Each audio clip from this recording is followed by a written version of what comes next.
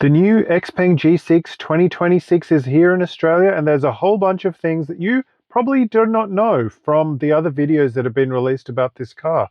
Starting with that you can put the front seats flat to lie flat and have a good nap. That's pretty cool. But what about all the other features? Let me show you now. I'll go through all the interesting things that you need to know about this car, starting with please contribute. It really helps my independent, honest journalism for you. You might be wondering, how come this car has less range than the previous version of the XPeng G6? Don't electric cars usually get more range over time? Well, there's a reason for that. Underneath the skin, which you can't see, this XPeng G6 has a LFP battery, which is different battery chemistry. The old version, launched here in 2024, had an NMC battery. NMC batteries are more dense with energy, so they can pack more range into a smaller area.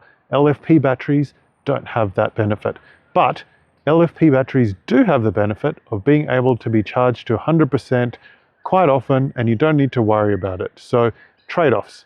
It's not as quite a long range in total, but if you want to keep it charged up to 100% most of the time, you can, and with no worries about that whatsoever. Yeah, what do you think? Hi there. Open charging port.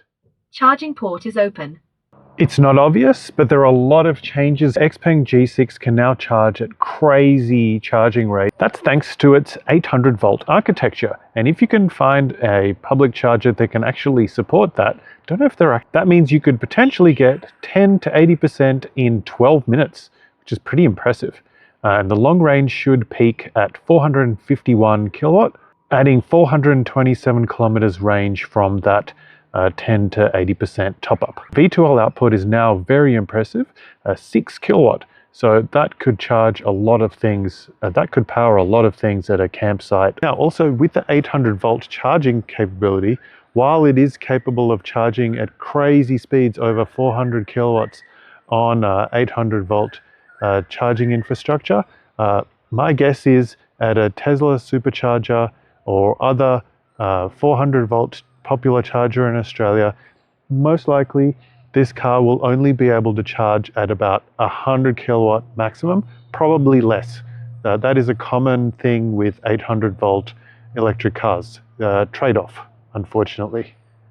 The previous distributors of XPeng in Australia had various levels of warranty. I think it was 5 years standard, and then sometimes they did deals where you got 10 years instead.